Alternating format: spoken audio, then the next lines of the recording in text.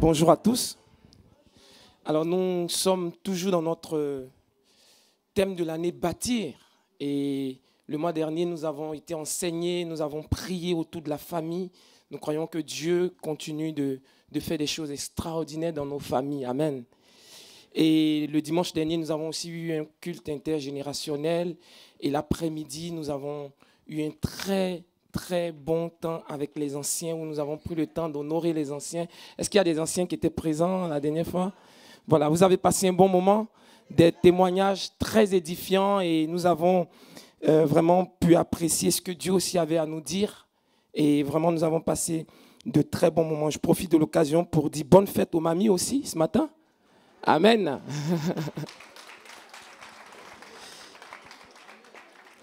Ah, vous n'êtes pas au courant, c'est la fête des mamies aujourd'hui. Je ne me trompe pas, c'est ça, hein? Non? C'est ça? Voilà. Je suis sensible à ça quand même. Amen.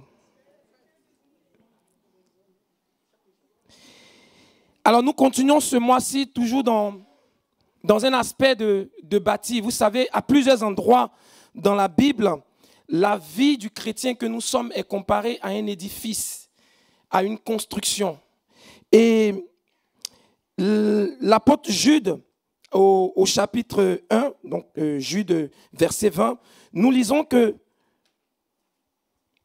bâtissez votre vie sur des fondements, sur le fondement de votre foi très sainte. Et l'apôtre Paul aussi va utiliser cette image à plusieurs endroits dans ses lettres qu'il va écrire. Il va utiliser cette image de bâti, cette image d'édifice, de maison, cette image d'immeuble, amen, d'infrastructure. Et par exemple, dans chapitre 3, verset 9, il est écrit « Vous êtes un édifice, l'édifice de Dieu, et j'ai posé des fondements comme un sage architecte. » Éphésiens chapitre 2, le verset 22, il est dit « En lui, vous avez été édifiés pour être une habitation du Saint-Esprit. » Et je pourrais multiplier ces passages dans lesquels il est question d'édifices, dans lesquels il est question de maisons à bâtir. Et je crois que vraiment, l'ordre logique des choses veut que la fondation ou les fondements, n'est-ce pas, sur lesquels elles sont bâties un édifice, doit être solide pour porter la maison, n'est-ce pas? Si nous bâtissons, par exemple, une maison à plein, je dirais, une maison de plein pied, n'a pas les mêmes fondements ou les mêmes fondations, n'est-ce pas, qu'un immeuble à 10 étages, n'est-ce pas? Mon frère Marc me prenait l'image et tout à l'heure, on discutait un peu du message et il me prenait l'exemple de l'image de la tour de Pise, n'est-ce pas?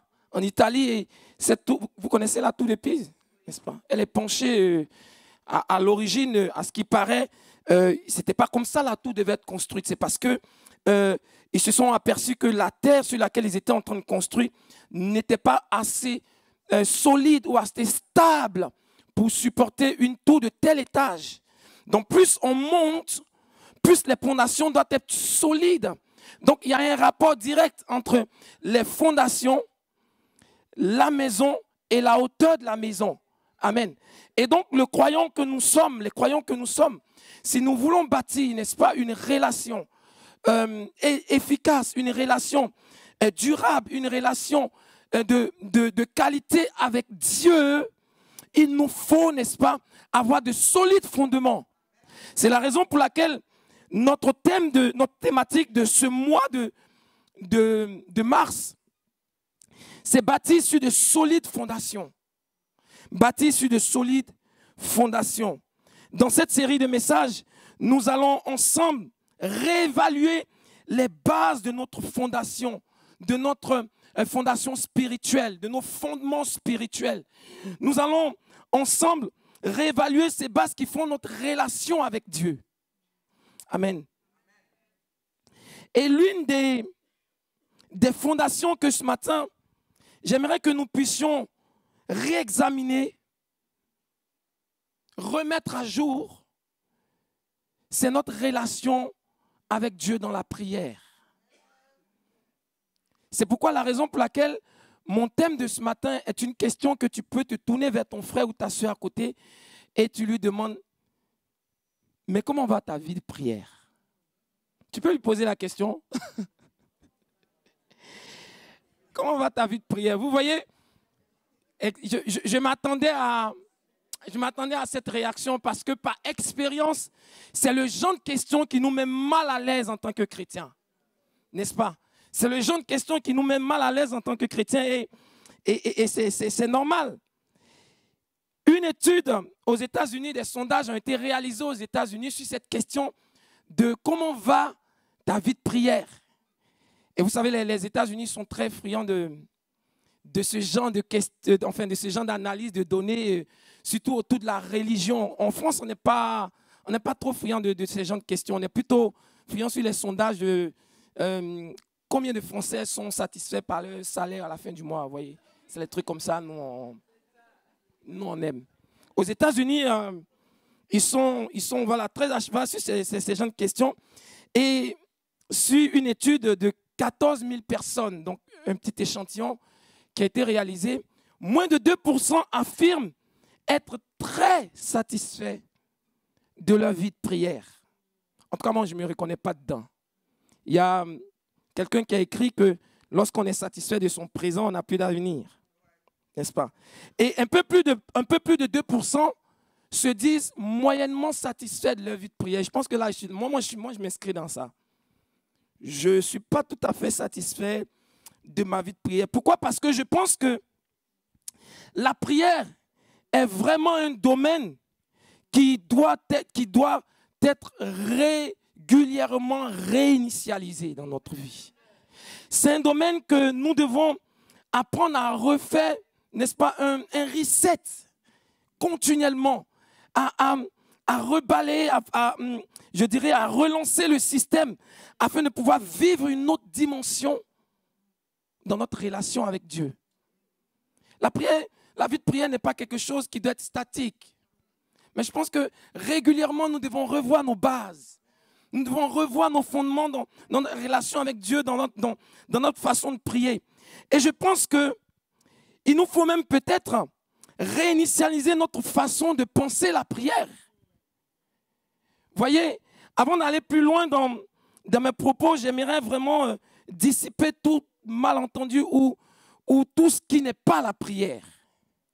Voyez, on veut souvent enfermer la prière dans une position religieuse, n'est-ce pas, dans laquelle Dieu est tellement loin.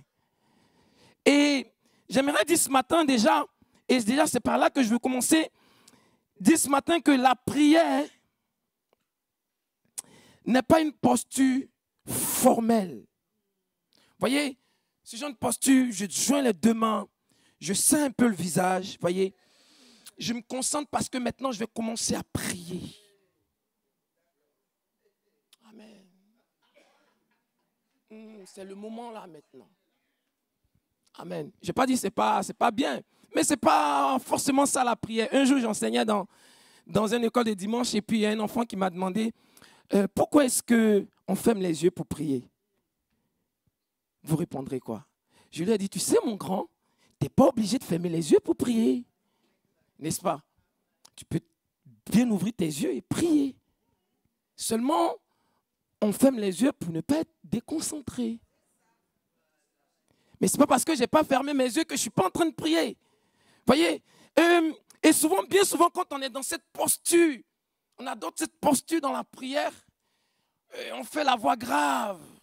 On rend le moment un peu grave, comprenez? Et même souvent, quand on est dans cette posture, on adopte la version 8 secondes de la prière. Oh mon Dieu! Tu es incommensurable. Alléluia. Je ne dis pas encore une fois de plus que ce n'est pas bien. Je ne dis pas ça, mais je dis que ce n'est pas forcément ça la prière. Amen. On peut prier comme on le sent. Personnellement, je pense que Dieu est un Père qui nous reçoit tel que nous sommes. Dans notre faiblesse, dans notre différence, dans notre façon de nous exprimer, dans notre dans notre expression, dans notre langue française, lingala ou allemand ou n'importe quoi, mais on peut venir dans sa présence en toute simplicité et il nous reçoit. Vous voyez, la prière n'est pas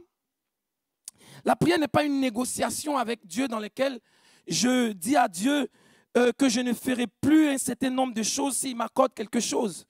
Seigneur, tu sais, si tu m'accordes ça, si tu m'exauces comme ça, je serai le premier à l'église tous les dimanches. Si tu exauces ça, Seigneur, sache que je serai dévoué à toi toute ma vie. Et la prière n'est pas ce genre de négociation avec Dieu. La prière n'est pas non plus un moment où de performance spirituelle pour attirer la faveur de Dieu sur nous. Seigneur, tu vois, moi je prie 4 heures sans m'arrêter, moi. Et puis, Seigneur, tu vois, dans les 4 heures, il n'y a pas de blanc. Hein. Moi, j'enchaîne. Donc, Seigneur, moi, je mérite plus de faveur, en tout cas, que celui-là qui passe 2 secondes dans la prière. Tu vois, moi, je suis un chrétien authentique, Seigneur.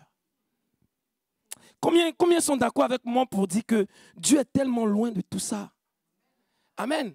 Vous vous souvenez de ce que Jésus dénonçait avec la prière du pharisien et du publicain, n'est-ce pas? La Bible dit que le pharisien, c'est dans Matthieu 6, vous pouvez le lire, le pharisien levé debout en train d'étaler sa performance spirituelle et le publicain dans son coin, à l'intérieur de lui, disait « Oh Dieu, aie pitié de moi ».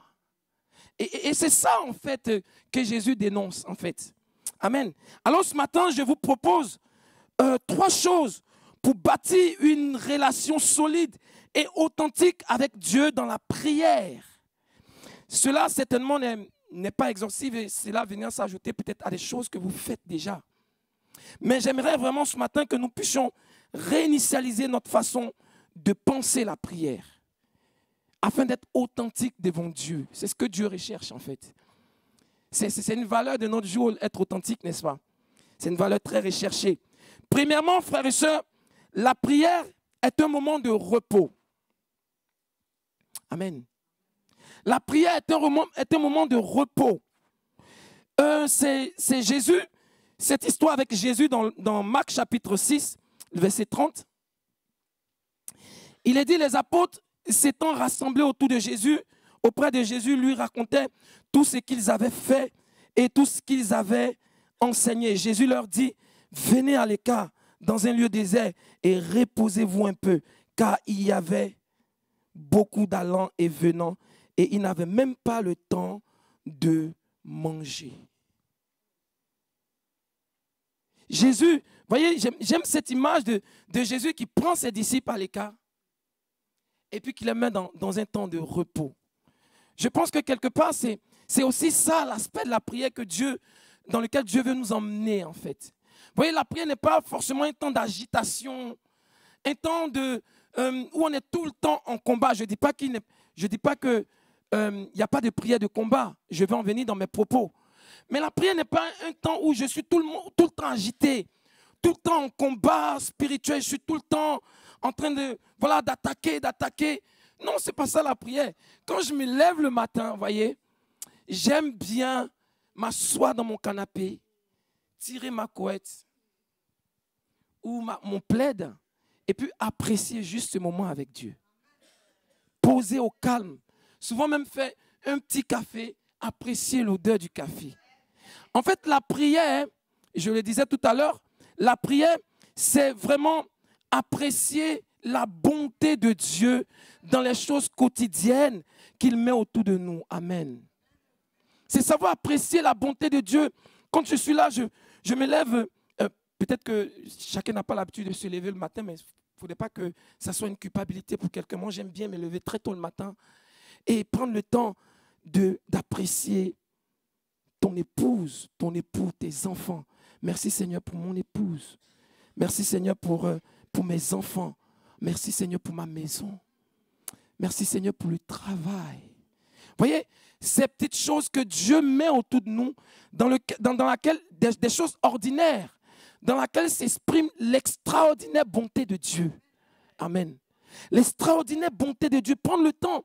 Comment veux-tu commencer à t'attaquer aux réalités spirituelles qui te dépassent, que tu ne comprends même pas, sans toutefois prendre le temps de voir ce que Dieu fait ou ce que Dieu a fait autour de toi.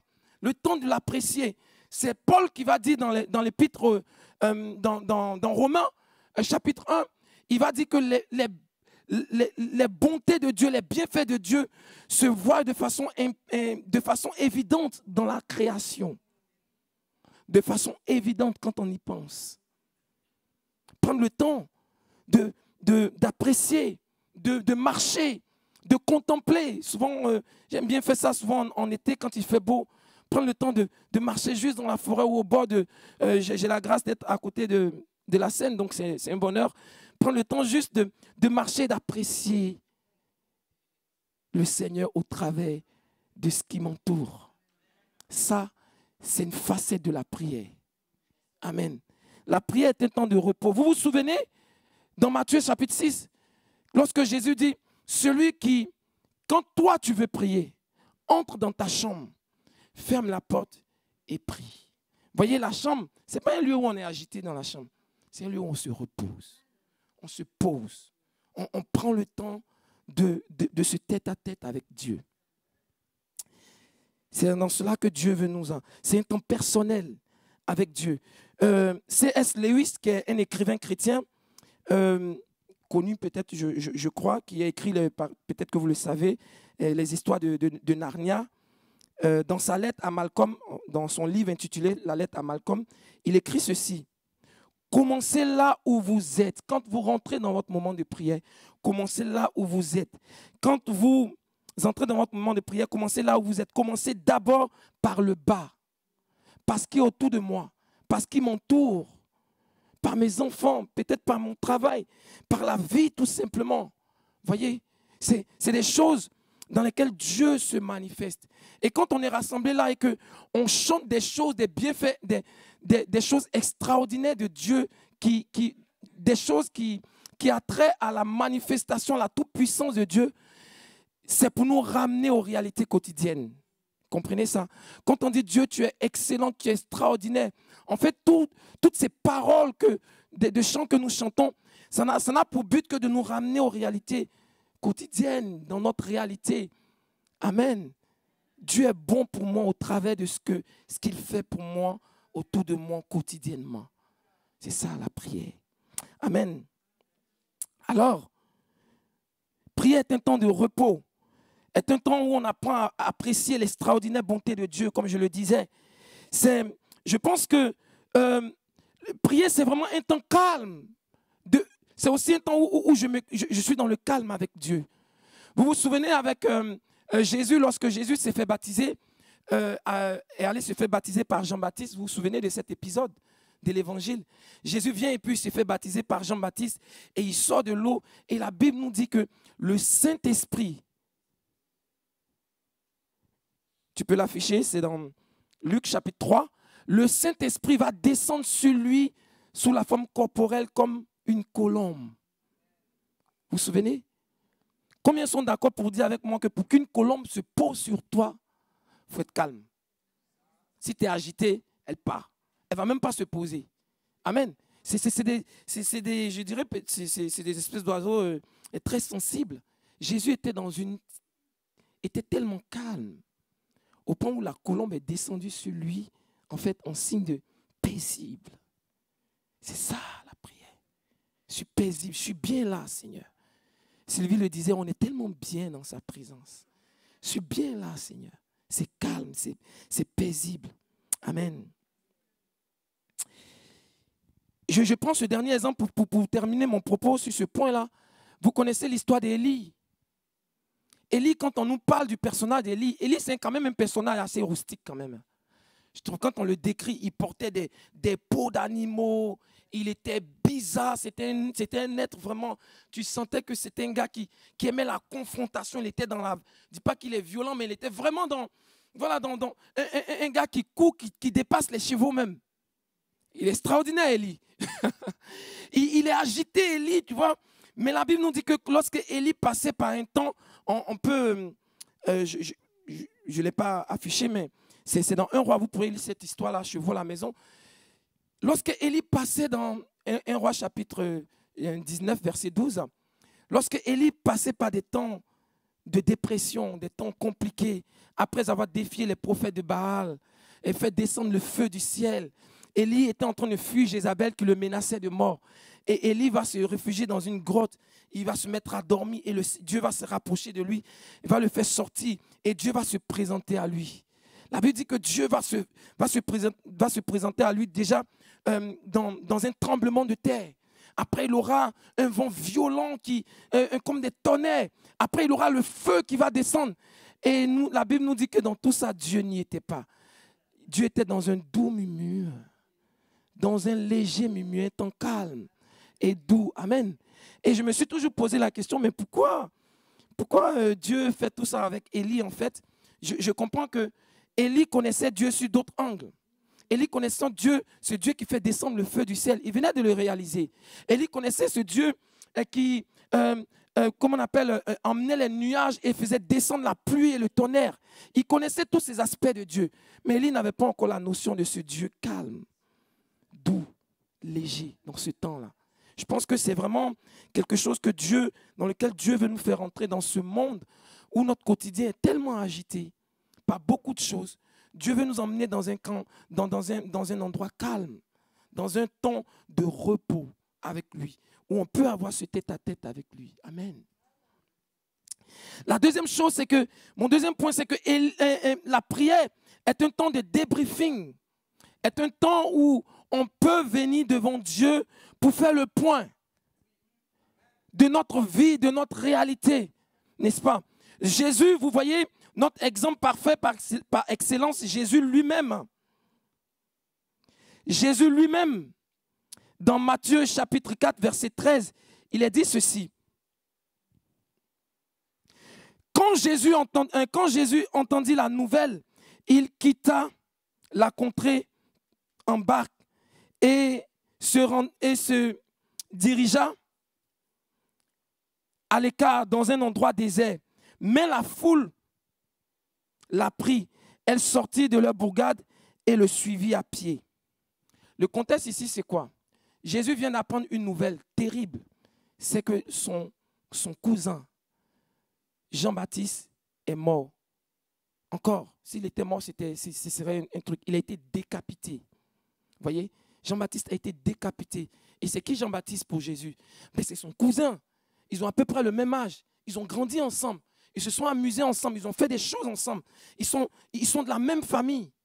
Et ce cousin-là qu'il aime tant a été décapité. Et Jésus l'apprend. Voyez? Et j'aime beaucoup ce passage de Matthieu 4. Vous pouvez lire tout le chapitre, je vois à la maison. C'est un passage qui vraiment décrit avec une sobriété les émotions de Jésus. Voyez?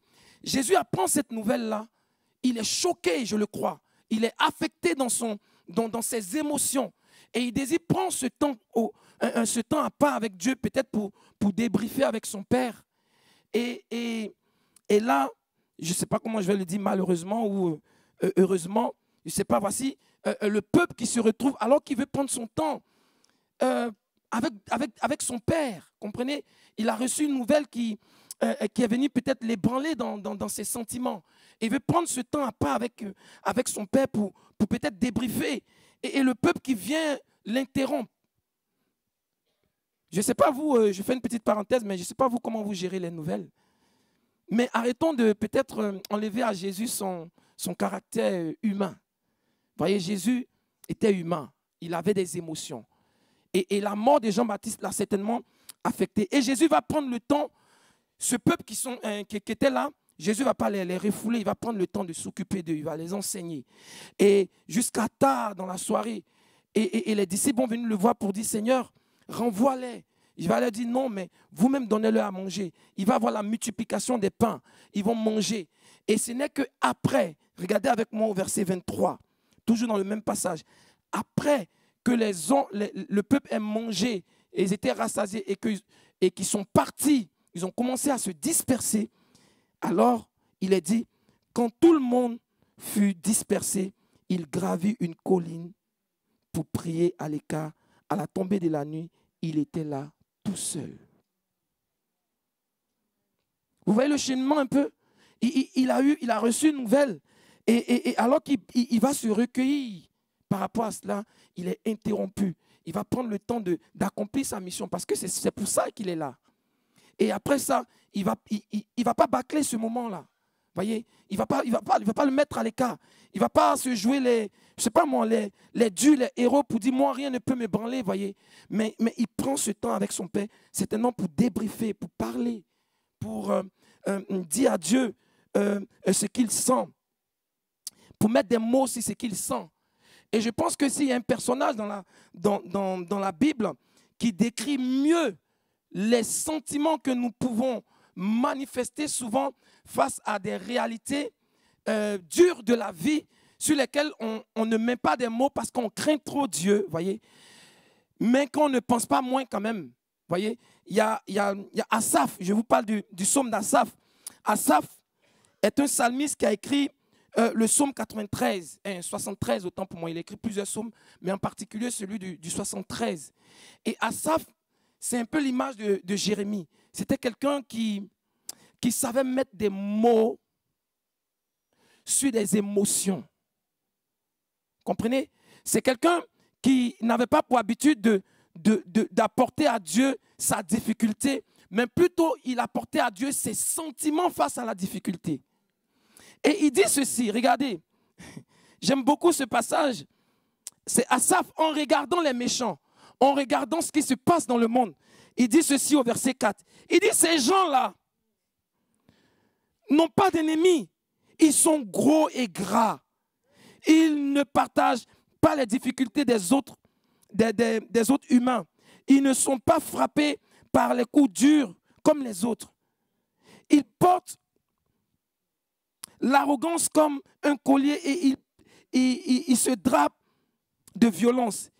Au verset 7, il a dit, ils sont dans le luxe, leurs yeux reflètent les mauvaises pensées. Verset 8, il a dit, ils se moquent même et ils parlent méchamment d'un air supérieur et ils parlent que d'opprimés. Verset 12, il nous a dit, regardez-les, ces gens méchants, toujours à l'abri des ennuis.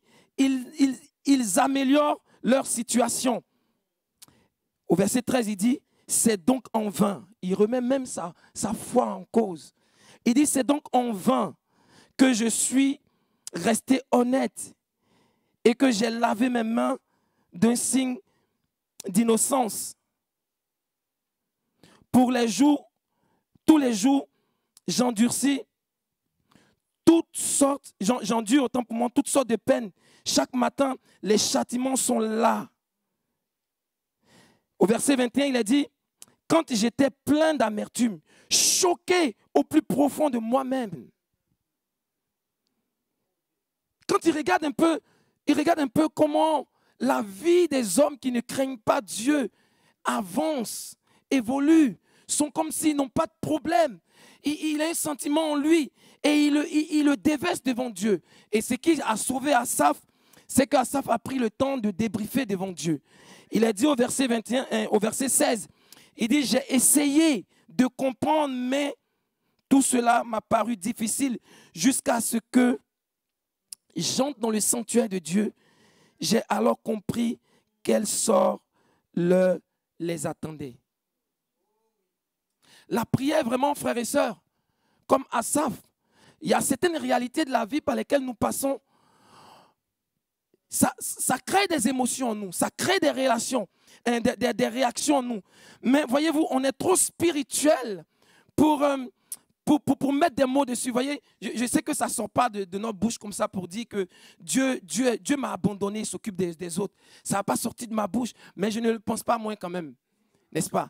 Quand je pense à ma situation et que je vois celle des autres, j'ai ce sentiment-là que Dieu m'a abandonné. J'ai ce sentiment-là que ce n'est pas juste, Seigneur. Et Asaph, il met les mots dessus. Et je pense que c'est ça la prière. La prière, c'est venir devant Dieu pour exprimer ses peurs, ses blessures émotionnelles, ses blessures, sa situation. C'est venir devant Dieu pour exprimer son sentiment et même pour crier sa colère. Voyez, hier j'étais en visite à l'hôpital du couple que vous connaissez avec leurs enfants hospitalisés. On a partagé, on a prié et c'était vraiment très beau le témoignage qu'ils rendaient. Et j'ai commencé, je ne sais pas, j'étais inspiré. J'ai juste partagé un préambule de mon message avec eux du psaume d'Asaph. Et là, des émotions sont montées à la surface. Il dit, oui, c'est ce que je vis, moi. J'ai l'impression que Dieu n'est pas juste. J'ai l'impression que, pourquoi ça, moi, ça arrive. Mais c'est des choses que, c'est pas mal de le dire, de l'exprimer devant Dieu. Amen. C'est ce qui fait de nous des personnes authentiques. C'est ce qui fait de nous des personnes vraies. C'est ce qui fait de nous des personnes justes. Quand Jacques dit que la prière du juste a une grande efficacité, en d'autres termes, la prière de celui qui est authentique devant Dieu a une grande efficacité. Amen. Seigneur, crier sa colère devant Dieu, dans la présence de Dieu, c'est fait pour ça. Ce n'est pas de se voiler la face et de faire comme si tout va bien. Non, Seigneur, tu sais, moi je t'aime, même si, mais j'en pense pas moins que... Comprenez? Et c'est vraiment important. Dieu a besoin de ce cœur authentique qui vient devant lui. De ce cœur qui est ouvert, qui est vrai. Amen. Vous vous souvenez de Jésus? Jésus à Gethsémani. Vous voyez, Jésus, quand il regardait la croix qui était devant lui, quand il regardait l'ampleur de l'épreuve qui était devant lui, Jésus était angoissé au-dedans de lui. Il était apeuré. Il y avait ce sentiment au point où il a prié pour dire à 3 reprises, s'il est possible, Seigneur, éloigne cette coupe de moi. Jésus, il n'a pas caché ses émotions. Il était vrai devant son Père.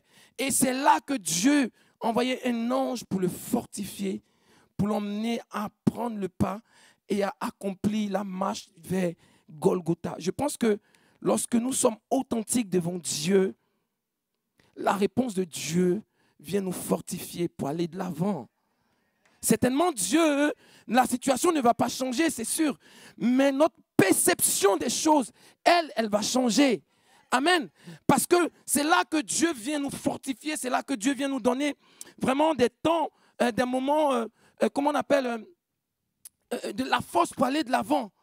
C'est un temps de débriefing où je prends le temps de parler à Dieu de ce que je ressens, des injustices ou enfin de mon sentiment d'injustice. Amen. C'est ça la prière et c'est ce que Dieu attend de nous. C'est ce que Dieu attend de nous. Un cœur vrai et authentique. Un cœur vrai et authentique. C'est dans cette authenticité que nous pouvons percevoir la voix de Dieu qui vient nous aider à rebondir.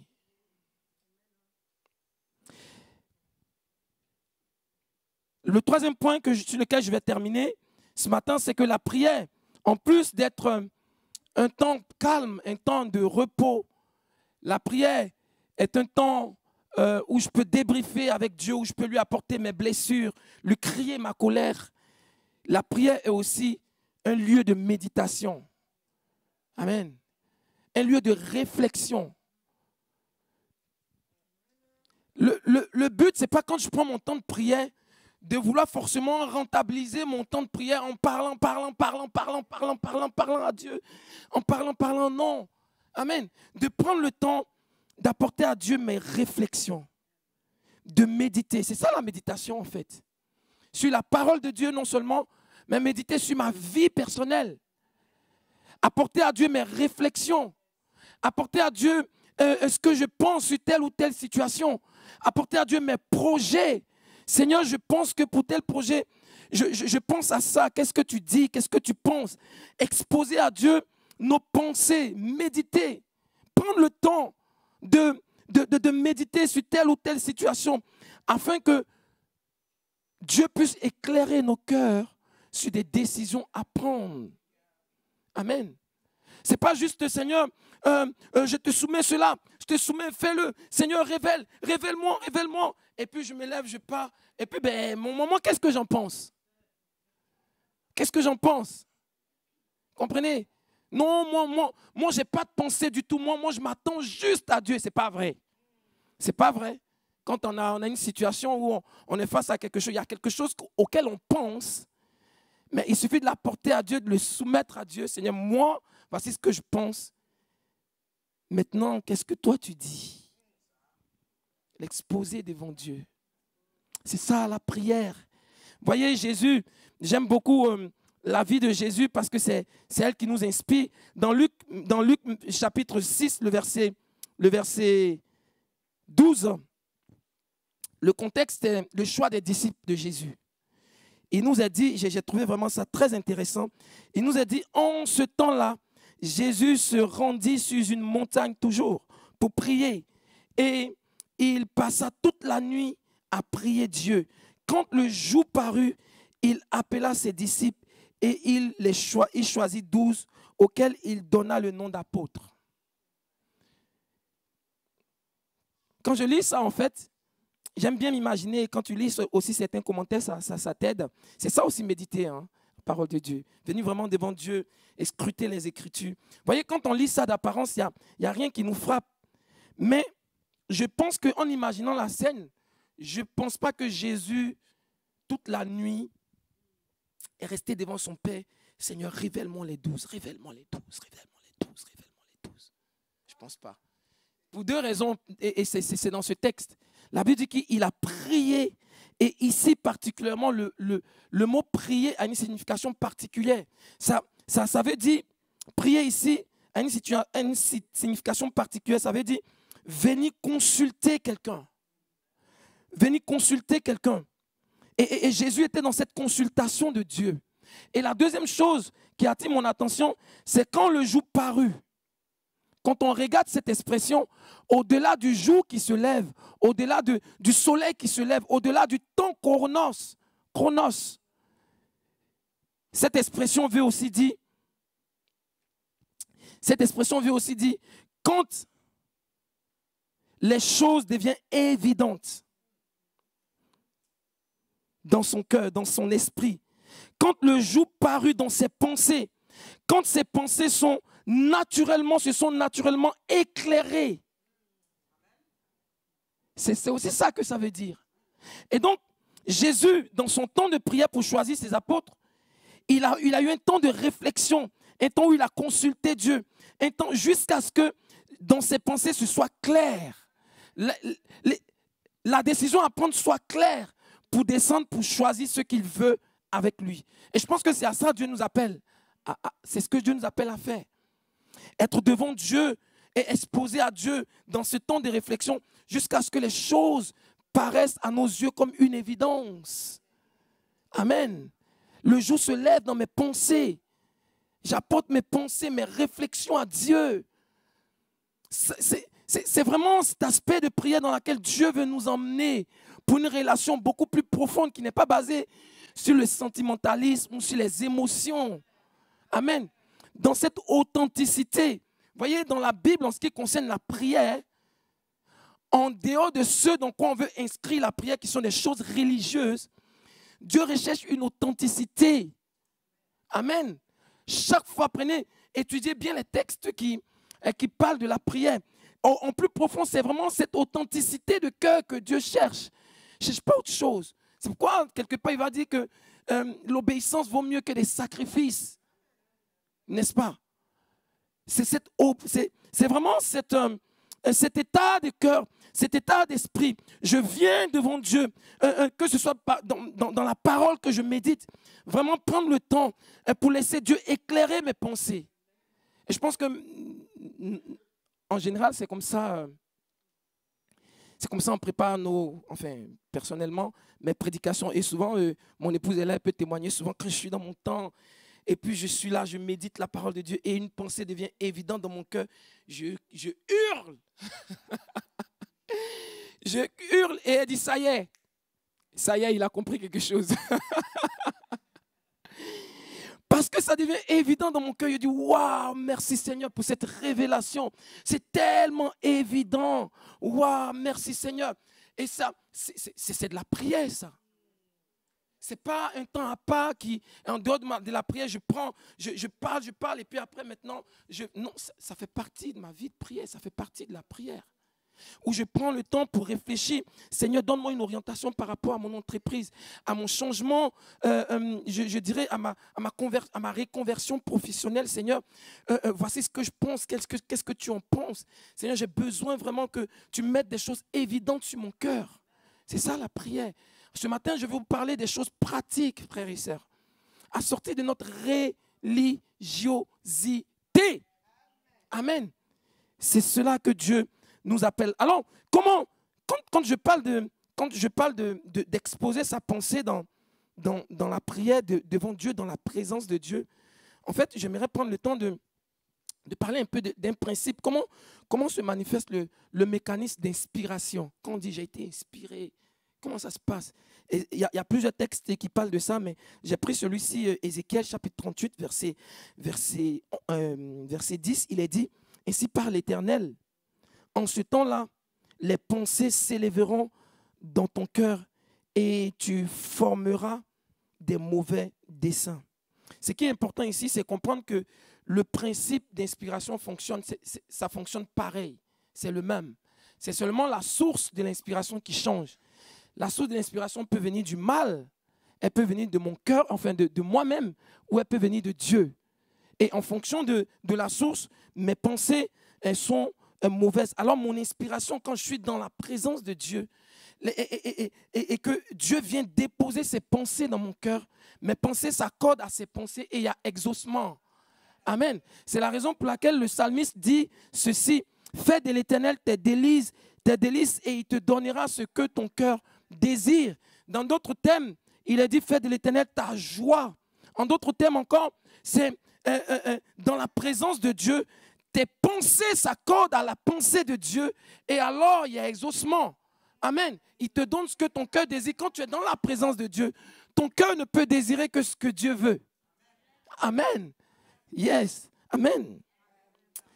Ah, j'aime cette pensée-là que quand mon esprit s'accorde avec Dieu, ma pensée s'accorde avec Dieu dans ce temps de réflexion où je suis simple, je viens avec mes raisonnements, je viens avec mes objections, mes questionnements, hein, je sais pas, ma radicalité ou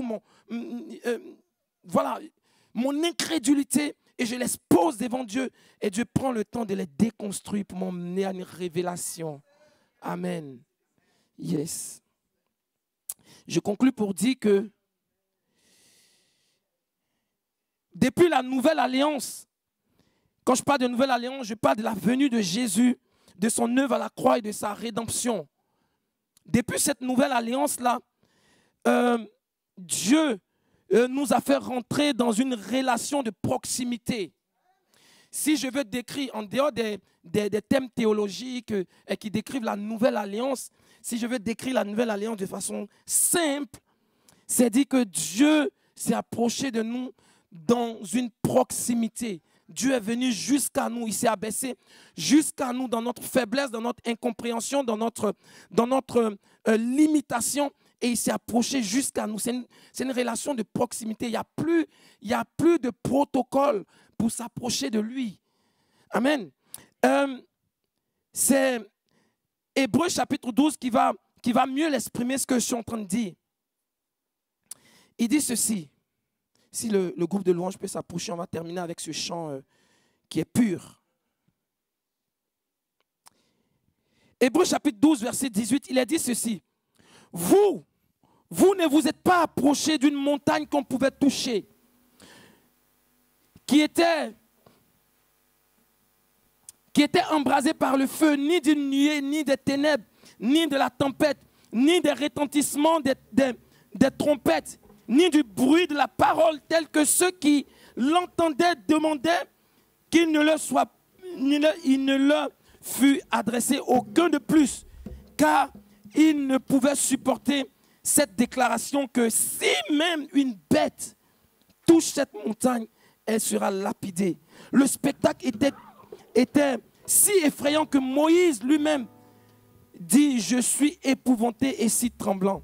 Mais vous, dis-le avec moi, mais vous, mais nous nous sommes approchés de la montagne de Sion, de la cité du Dieu vivant, de la nouvelle, de la Jérusalem céleste, des myriades qui forment le cœur des anges, des assemblées des premiers-nés inscrits dans le ciel, du juge qui est Dieu de tous, des esprits des justes parvenus à la perfection, de Jésus qui est la perfection, de Jésus qui est le médiateur de la nouvelle alliance, du sang de l'aspersion qui parle mieux que celui d'Abel. Voici la réalité dans laquelle nous nous sommes approchés. Voici la nouvelle alliance dans laquelle nous sommes. Cette proximité avec Dieu, au point où que lorsque la Bible nous dit que lorsque Jésus est mort sur la croix, il y a eu plusieurs événements extraordinaires qui se sont passés. Entre autres, le voile du temple qui séparait le lieu très saint du lieu saint s'est fendu de haut en bas. Et désormais, il n'y avait plus cette barrière. On peut rentrer dans la présence de Dieu. Tu peux être au volant de ta voiture et rentrer dans la présence de Dieu. Tu peux être sur ton lit, vraiment regarder ton épouse ou tes enfants et apprécier la présence de Dieu. Dieu se trouve dans tout ce qu'on peut voir, on peut observer autour de nous. Exprime la bonté et la grâce de Dieu pour nous. Amen. Ce matin, j'aimerais seulement, bien aimé, nous emmener dans cette réflexion d'approcher Dieu dans la simplicité la plus totale. Amen. La simplicité la plus totale. Lorsqu'on vient dans ce lieu, oublie les protocoles. Si tu sens dans ton cœur venir te jeter, te coucher dans la présence de Dieu, fais-le librement. Parce que rien ne doit empêcher cette expression de ton cœur. Amen. Dans laquelle Dieu t'appelle à être des personnes authentiques dans leur relation avec Dieu. Amen. Que le Seigneur nous bénisse. On va se lever ensemble. Amen.